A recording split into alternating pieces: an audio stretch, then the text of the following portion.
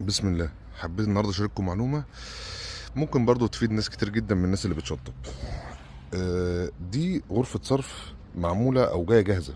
تمام. ده نظام الصرف بتاع الفيلا، واحنا خلاص بنشطب في المراحل النهائيه ان شاء الله على خير. فده نظام الصرف اللي احنا بنعمله. تمام. في حاجه بس لفتت انتباهنا وحبيت برضو اشاركها معاكم، ان هنا غرفه الصرف القديمه كانت معموله بالنظام ده، بنظام البنى. تمام. طبعا نظام البنى ده مهما عملنا مواد عازله، مهما عملنا اي شيء، بيحصل فيه تسريب وبيبوظ الدنيا مهما عملنا. تمام.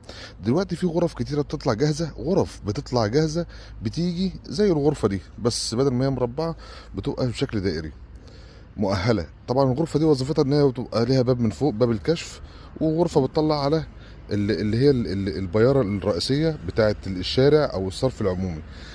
فاحنا هنا بنجيب دي بتبقى جاهزه، وبنركب فيها الوصولات بتاعتنا، بتبقى اسهل بكتير جدا وما بتسربش، ما بيحصلش فيها اي عمليه تسريب.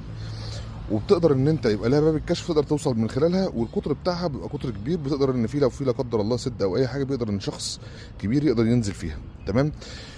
وحاول على قد ما تقدر وانت بتعمل نظام الصرف تخلي المسافات قليله، يعني اقصى حاجه 5 متر 6 متر.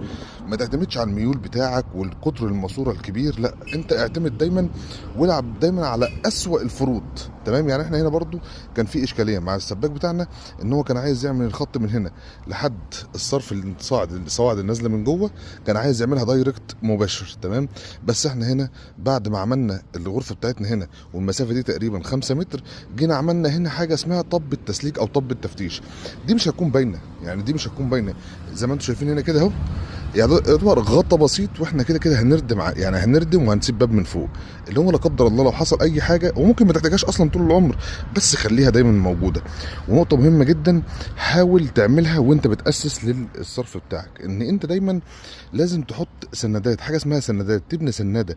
ما تعتمدش ان انت بعد ما تحط كده تقول لا انا هظبط بالرمل، لا، حاول تاسس صح كده تحتيها زي ما انت شايفين هنا كده. بصوا كده معايا.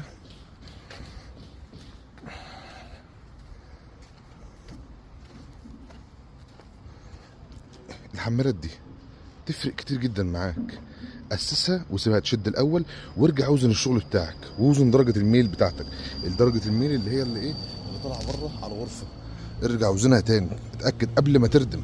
ولما تيجي تردم لو سمحت، الحصو اللي زي ده، اللي هو اللي زي ده كده، يتشال. هو حصو ناعم بس يتشال، الطوب والحاجات زي دي حاول تخليها كلها رمله صافي. دي كلها تتغربل على قد ما تقدر، وتتحط حواليها رمله صافي. وقبل ما تردم لازم توزن. تمام. وتاخدها على كذا